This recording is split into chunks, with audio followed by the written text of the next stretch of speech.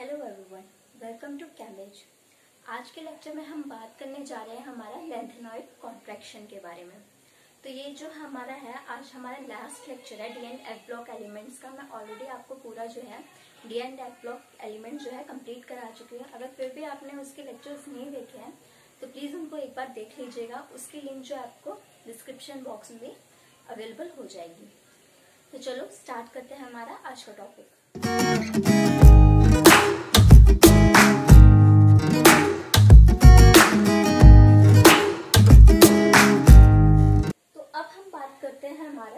हमारा lanthanoid contraction होता क्या है। तो बात करते हैं, जब हमारी रिसर्च की गई तो ऐसा हमें देखने को मिला कि हमारी जो आयोनिक रेडियाई थी हमारी लेंथेनॉइड सीरीज में, उसका जो है स्टेडी डिक्रीज देखा गया एटॉमिक साइज में एंड आयोनिक रेडियाई में। हमें देखा गया कि हमारा आयोनिक रेडियाई में एक स्टेडी डिक्रीज हो रहा है। जैसे मैं बात करूं, अगर हमारा सीरियम +3 आयन थी, सीरियम +3, तो इसका जब आयोनिक रेडियाई देखा गया तो nearly 103 that is 103 picometre find out किया गया। और वही मैं बात करूं हमारी लुटेशियम की, तो उसका जो आयोनिक रेडियाई देखा गया वो 85 पिकोमीटर फाइंड आउट किया गया। तो हमें आज यही पढ़ना है कि इसका रीजन क्या है कि हमारा एक स्टेडी डिक्रीज देखा गया आयोनिक रेडियाई में इन द लेंथेनॉइड सीरीज। तो आज हम इसका रीजन जो है पढ़ेंगे, दैट इज लेंथेनॉइड कॉन्ट्रैक्शन। तो इसको हम काफी डिटेल में आज डिस्कस करने वाले हैं, जिससे कि फिर आपसे पूछा जाए लेंथेनॉइड कॉन्ट्रैक्शन होता क्या है, तो आप 1 सेकेंड में उसका आंसर दे दो कि लेंथेनॉइड कॉन्ट्रैक्शन हमारी ये चीज होती है। तो अब बात करते हैं हमारा लेंथेनॉइड कॉन्ट्रैक्शन। तो अगर आप देखोगे कि हमारे लेंथेनॉइड सीरीज में जो इलेक्ट्रॉनिक कॉन्फ़िगरेशन जो होती है, जो कि मैं ऑलरेडी आपको सिखा चुकी हूँ कि हमारे लेंथेनॉइड एक्टिनॉइड सीरीज में हमारी इलेक्ट्रॉनिक कॉन्फ़िगरेशन कैसे की जाती है, तो आप वो भी एक बार देख लेना। तो इलेक्ट्रॉनिक कॉन्फ़िगरेशन हमारे लेंथेनॉइड सीरीज में कुछ ऐसे की जाती है। ज़ीनॉन, दैट इज इसका एटॉमिक नंबर क्या है 54। फिर आपको कैसे याद रखना है इसको 645 सफदरजंग, जैसे कि कोई एड्रेस याद रखते हैं। तो ये हमारी ऐसे फिलिंग की जाती है इलेक्ट्रॉन्स की in case of lanthanoid series. अब इसकी बात करें हम, लेंथेनॉइड कॉन्ट्रैक्शन हमारा होता क्या है, तो देखो आप ध्यान से, हमारा सेंटर में क्या होता है, हमारा न्यूक्लियस, और न्यूक्लियस के बाद जो हमारा शेल आता है वो हमारा कौन सा आता है 4f। 4f के बाद हमारा कौन सा आता है 5d, एंड 5d के बाद हमारा कौन सा आता है 6s। अभी जो है मैं बात कर रही हूँ लेंथेनॉइड सीरीज की, क्योंकि हमें बात करनी है आज का लेंथेनॉइड कॉन्ट्रैक्शन। हम लेंथेनॉइड कॉन्ट्रैक्शन के बारे में जानेंगे, फिर हम इसके कॉन्सिक्वेंसेस देखेंगे कुछ। तो आज हम ये सारा डिटेल डिस्कस करने वाले हैं। तो हमारा न्यूक्लियस के बाद हमारा कौन सा शेल आ रहा है, हमारा ऑर्बिटल आया वो 4f होगा। 4f के बाद हमारा 5d एंड 6s। अब क्या होता है, हमारा जो f ऑर्बिटल होगा, आपने ध्यान से उसका अगर शेप देखा होगा, वो काफी डिफ्यूज शेप होता है। डिफ्यूज शेप का मतलब क्या है, जैसे मैं f ऑर्बिटल की बात कर रही हूँ, f ऑर्बिटल हमारा किस टाइप से दिखता है, उसका एक फ्लावर टाइप का शेप होता है। किस टाइप का शेप होता है, जब आप देखोगे तो कुछ ऐसा दिखेगा आपको।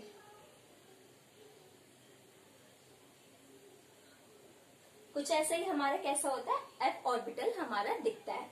मीन्स मेरा कहने का मतलब है क्या है कि f ऑर्बिटल का जब आप शेप देखोगे वो डिफ्यूज है। अब डिफ्यूज कहने का मेरा मतलब क्या है, डिफ्यूज मतलब कोई चीज फैली हुई, मीन्स उसके इलेक्ट्रॉन क्या है काफी फैले हुए हैं। अब क्या हुआ, जब हमारा स्टार्टिंग में न्यूक्लियस के जस्ट बाद कौन सा आ रहा है 4f ऑर्बिटल आ रहा है। अब क्या है, क्योंकि f का जो शेप है हमारा ऑर्बिटल का वो काफी डिफ्यूज है। डिफ्यूज का मतलब क्या है, उसके इलेक्ट्रॉन्स काफी फैले हुए हैं। अब इलेक्ट्रॉन्स फैले हुए हैं, उसकी वजह से क्या हो रहा है, वो इतने अच्छे से स्क्रीन नहीं कर पा रहे, इतने अच्छे से शील्ड नहीं कर पा रहे हमारे बाहर के ऑर्बिटल्स को, that is 5d and 6s। जैसे कि मैं समझाने के लिए आपको करती हूँ, ये हमारा सेंटर में न्यूक्लियस है, राइट।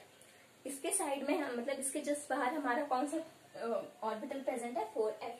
4f के बाद कौन सा है हमारा 5d। 5d के बाद हमारा कौन सा आता है 6s। ऐसा हमारा ऑर्बिटल प्रेजेंट है। अब हमारे क्योंकि पुअर शील्डिंग इफेक्ट है, हमारे 4f का ऑर्बिटल का क्या है, poor shielding effect. Poor shielding effect का मतलब क्या है कि f ऑर्बिटल का शेप क्योंकि डिफ्यूज है, दैट मीन्स उसके इलेक्ट्रॉन्स काफी फैले हुए हैं, दैट मीन्स वो बाहर वाले ऑर्बिटल्स को, दैट इज 5d 6s को इतने अच्छे से शील्ड नहीं कर पा रहे, इतने अच्छे से स्क्रीन नहीं कर पा रहे, इतने अच्छे से प्रोटेक्ट नहीं कर पा रहे उसके इलेक्ट्रॉन से। अब क्योंकि इसके इलेक्ट्रॉन सारे फैले हुए हैं 4f के, तो न्यूक्लियस क्या है, इजिली बाहर वाले जो 6s और 5d के इलेक्ट्रॉन्स है उनको अपनी तरफ इजिली अट्रैक्ट कर लेगा, राइट। अब वो इजिली अट्रैक्ट कर लेगा, दैट मीन्स क्या हो जाएगा, हमारा एटॉमिक साइज या फिर हम कहें आयनिक रेडियाई क्या हो जाएगा, डिक्रीज हो जाएगा, क्योंकि न्यूक्लियस जो है बाहर वाले इलेक्ट्रॉन्स को अपनी तरफ पुल कर रहे हैं। इसका जैसे कि मैं एग्जांपल दूं, लाइव एग्जांपल, समझ लो एक कोई गांव है, राइट। गांव के सेंटर में हमारा एक शेर रहता है। अब क्या है, शेर को क्या है, बाहर वाले इंसान को खाना है, दैट इज 6s में जो प्रेजेंट है, बहुत बाहर में। अब क्या होगा, अगर आपने स्ट्रॉन्ग बैरिकेड्स लगा दिए, ये समझ लो ये पहला बैरिकेड है, ये दूसरा बैरिकेड है, और शेर को यहाँ तीसरे वाले बैरिकेड से एक इंसान को खाना है। अब आपने जो है बैरिकेड जो पहले वाला लगाया काफी फैला फैला लगा दिया, एक यूनिफॉर्म नहीं लगाया, काफी फैला फैला लगा दिया, तो क्या होगा, शेर जो है इजिली लास्ट वाले बैरिकेड पे पहुंच के इंसान को खा लेगा, राइट। अब क्या है, अगर आपने जो है बैरिकेड स्ट्रॉन्ग लगा दिए, फॉर एग्जाम्पल मैं एस की बात करूं, अगर मैं शील्डिंग इफेक्ट की बात करूं तो शील्डिंग इफेक्ट सबसे ज्यादा किसका होता है, S then P then D and then F. S का क्यों ज्यादा होता है, क्योंकि एस का आप शेप देखोगे तो क्या होता है, ऑर्बिटल का स्फेरिकल होता है, एक यूनिफॉर्म शेप है। यही मैं बात करूं जैसे कि ये शेर है, इसको आपने साइड में स्ट्रॉन्ग बैरिकेड लगा दिया, मीन्स अब समझ लो एस ऑर्बिटल लगा दिया, तो क्या हुआ, एक यूनिफॉर्म शेप हो गई, वो अब अच्छे से प्रोटेक्ट कर सकता है हमारे बाहर वाले इलेक्ट्रॉन्स को, अच्छे से स्क्रीन कर सकता है। तो यही रीजन है हमारा एस का, क्योंकि यूनिफॉर्म शेप है, that's why it's shielding effect is more than P and then D and then F. यहाँ तक बात हुई हमारी स्क्रीनिंग इफेक्ट कि हमारे एफ ऑर्बिटल की जो स्क्रीनिंग है, शील्डिंग है, बहुत ही पुअर है। यही रीजन है कि न्यूक्लियस हमारे बाहर वाले इलेक्ट्रॉन्स को इजिली पुल कर ले रहा है, और यही रीजन है हमारा आयनिक रेडियाई का जो डिक्रीज हमें देखने को मिला, और यही रीजन है, इसी को हम क्या कहते हैं, लेंथेनॉइड कॉन्ट्रैक्शन। तो हम लेंथेनॉइड कॉन्ट्रैक्शन की डेफिनेशन क्या बोल सकते हैं, lanthanoid contraction is nothing but the decrease in the atomic size from cerium to lutetium due to poor shielding of the f electrons is known as lanthanoid contraction। यहाँ तक बात clear है। तो हमने आज पूरा सीखा कि हमारा लेंथेनॉइड कॉन्ट्रैक्शन क्या होता है। अब हम देखेंगे कि हमारा लेंथेनॉइड कॉन्ट्रैक्शन की वजह से क्या क्या कॉन्सिक्वेंसेस होते हैं, उसकी वजह से हमें क्या डिफरेंट चीजें देखने को मिलती हैं। तो अब हम जल्दी से बात कर लेते हैं हमारी कॉन्सिक्वेंसेस की।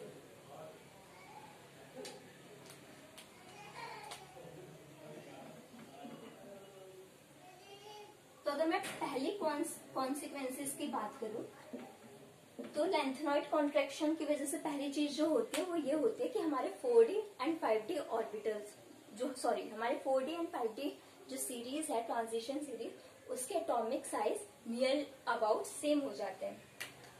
फर्स्ट पॉइंट क्या है हमारा, that 4d and 5d transition series element atomic size becomes nearly equal। Lanthanoid contraction की वजह से क्या होता है, नियरली इक्वल। कैसा कहने का मतलब क्या है, जैसे 4d सीरीज में हमारा कोई लेंथेनॉइड निकल के नहीं आता, लेकिन आप 5d में जाते हो तो आपको देखोगे 14 एलिमेंट्स आपके मिसिंग होते हैं, जिनको हम f ऑर्बिटल में नीचे शिफ्ट कर देते हैं। मीन्स हमारे 5d सीरीज में 14 एलिमेंट्स का मिसिंग होता है। यही रीजन है कि हमारे नियरली 4d 5d का आप जब एटॉमिक नंबर कंपेयर करोगे तो आपको देखना मिलेगा एटॉमिक साइज जो है सेम हो जाता है। एटॉमिक साइज सेम होने की वजह से क्या होता है कि केमिकल प्रॉपर्टीज भी सेम हो जाती है, and there chemical properties also become same. तो ये हमारा पहला कॉन्सिक्वेंस होता है कि हमारे जो 4d 5d ट्रांजिशन सीरीज के जो एलिमेंट है उनका जो है हमारा एटॉमिक साइज नियरली सेम होता है। फॉर एग्जाम्पल हमारे जर्कोनियम एंड हाफनियम का जो है एटॉमिक साइज नियरली सेम होता है, हैव सेम एटॉमिक साइज। पहला कॉन्सिक्वेंस समझ आया। दूसरा कॉन्सिक्वेंस हमारा क्या होता है, क्योंकि हमारा लेंथेनॉइड कॉन्ट्रैक्शन इतना नहीं होता, इतना चेंज नहीं आता हमारा एटॉमिक साइज का, तो उससे क्या होता है कि हमारे लेंथेनॉइड कॉन्ट्रैक्शन का एटॉमिक साइज जो है नियरली सेम होता है। लेंथेनॉइड सीरीज में एलिमेंट्स का हमारा एटॉमिक साइज नियरली सेम होता है। Lanthanoid elements have nearly same size due to which their chemical properties also same, due to which their chemical properties are also same,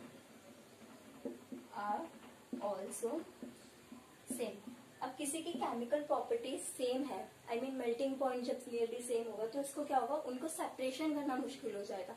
अब समझ लो दोनों की सेम चीज है, हमने एक ही टेस्ट ट्यूब लिया उसमें दोनों सेम चीज डाल दिया, तो आपको क्या मतलब इजी रहेगा या डिफिकल्ट रहेगा इन दोनों को सेपरेट करने के लिए? ऑब्वियसली डिफिकल्ट रहेगा। आप मतलब डिफ्रेंशिएट ही नहीं कर पाओगे कौन सी चीज ए है कौन सी चीज बी है, जब दोनों का सेम ही चीज आपको केमिकल रिएक्टिविटी या प्रॉपर्टी आपको सेम दिखेंगी। So due to which they are difficult to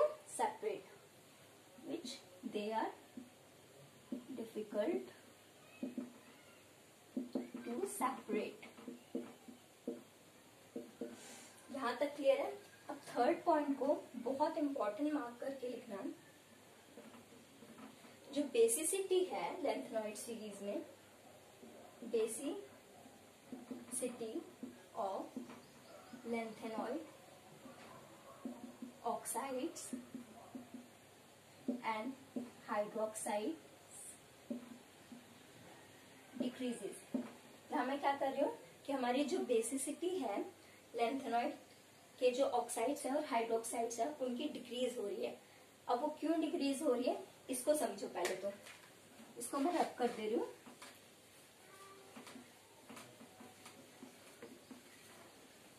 आपको नोट डाउन करना होगा तो आप इसके स्क्रीनशॉट लेके इसको समझ लेना।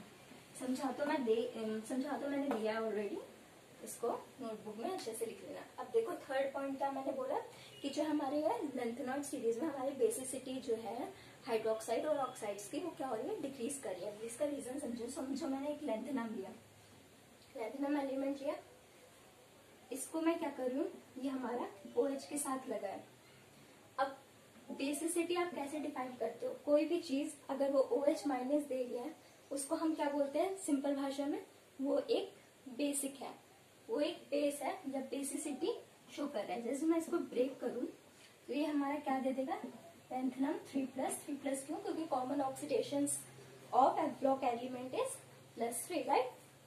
और ये साथ में हमारा क्या दे देगा, OH माइनस। दैट मीन्स हम कह सकते हैं अगर ये OH माइनस को रिलीज कर रहा है, ये मैंने ब्रेक का साइन किया है, कहीं आप सोचो प्लस का मैंने साइन दिया है, तो ऐसा नहीं है, ये ब्रेक का साइन दिया है मैंने, तो ये हम OH माइनस रिलीज कर रहा है, तो इट मीन्स हम कह सकते हैं हाँ ये चीज हमारी बेसिसिटी शो कर रही है। लेकिन अब क्या है हमारा, अब लेंथेनॉइड कॉन्ट्रैक्शन की वजह से क्या हो रहा है, हमारा एटॉमिक साइज डिक्रीज कर रहा है। अब पजांस रूल को ध्यान में रखो। पजांस रूल क्या कहता है, पजांस रूल कहता है हमारा if the cation size is small, then it forms covalent bond, right? यही कहता है ना हमारा पजांस रूल। और इसका अपोजिट कर दो, if the cation size is large, then it forms ionic bond। तो ये बात हमारी किसने कही, पजांस ने, कि अगर हमारा समझ लो ये हमारा कटायन है और ये साथ में हमारा बड़ा आयन है, तो ये कैसा बॉन्ड हमारा शो करेंगे, ये हमारा कोवेलेंट बॉन्ड शो करेंगे। लेकिन अगर हमारा कटायन ही लार्ज है तो हमारा वो क्या शो करेगा, आयनिक बॉन्ड। अब क्योंकि ये हमारा एटॉमिक साइज डिक्रीज हो रहा है लैंथेनॉइड सीरीज में, दैट मीन्स हमारा कैटायन का साइज क्या हो रहा है, डिक्रीज कर रहा है। अब कैटायन का साइज डिक्रीज कर रहा है, cation size is small, then it will form covalent bond. अब जब इसने कोवेलेंट बॉन्ड बना लिया तो इसको ब्रेक करना बहुत ही डिफिकल्ट हो जाएगा, बहुत ज्यादा डिफिकल्ट हो जाएगा। तो यही रीजन है वो इजिली फिर OH- को रिलीज नहीं करेगा। दैट्स द रीजन कि हमारी बेसिसिटी जो है लैंथेनॉइड सीरीज में हाइड्रोक्साइड और ऑक्साइड्स की वो डिक्रीज करने लग जाती है। ये बात समझ आई।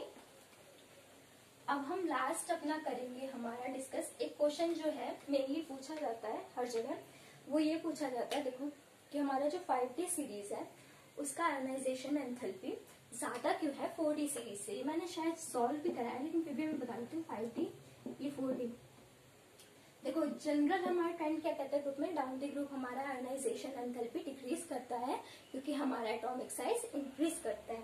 लेकिन यहाँ पर क्या कह रहा है कि 5D का तो हमारा 5D का हमारा आयनाइजेशन एनर्जी ज्यादा है as compare to 4D।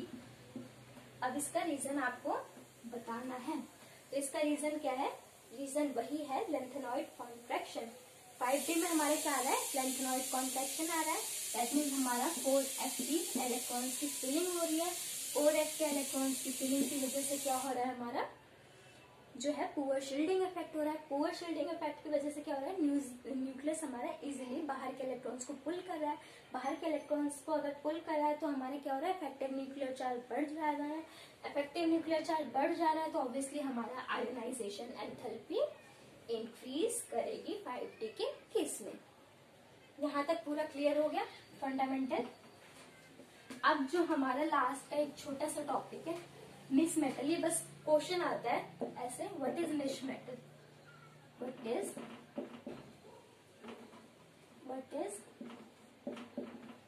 Misch metal.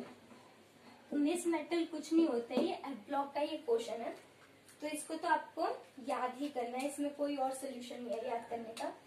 तो मिस मेटल क्या होता है, जिसमें हमारा 95% जो है कंपोजिशन हमारा लैंथेनम का होता है, देन हमारा 0.45, इसको सॉरी उल्टा लिखना है, लैंथेनम का हमारा कंपोजिशन कितना होगा 95%, देन हमारा आयरन कितना होता है इसमें 0.45%, एंड देन जो हमारा ये कितना हो गया, नियरली हमारा 99.5 हो गया, बचे कितना हमारा 0.5%। तो 0.5% हमारा किसका होता है, कार्बन एंड एल्यूमिनियम, ये हमारा कितना होता है 0.5%। तो ये हमारा टोटल क्या होता है, इसे क्या बोलते हैं, मिस मेटल। ये हमारा क्या होता है, मिस मेटल। तो इसी के साथ जो है आपका D and F block elements आज पूरा कंप्लीट होता है। आई होप आपको लेक्चर्स अच्छे लगे होंगे। अगर अच्छे लगे हैं तो अपने फ्रेंड्स के साथ भी शेयर करें, सो दैट उनको भी कुछ अच्छा फायदा हो, वो भी कुछ नई चीजें सीख पाए। और आप अपने फीडबैक भी बता सकते हैं कमेंट सेक्शन में, आपको कैसा लगा D and F block elements का पढ़ाने का तरीका या कॉन्सेप्ट या क्वेश्चन, आप जो है ईमेल आईडी पे भी अपने लिख के भेज सकते हैं। ईमेल आईडी जो है मैंने डिस्क्रिप्शन बॉक्स में भी आपको प्रोवाइड कर देती हूँ, तो आप वहां से भी देख सकते हैं। And thank you for watching this video, and do like, share and subscribe our channel.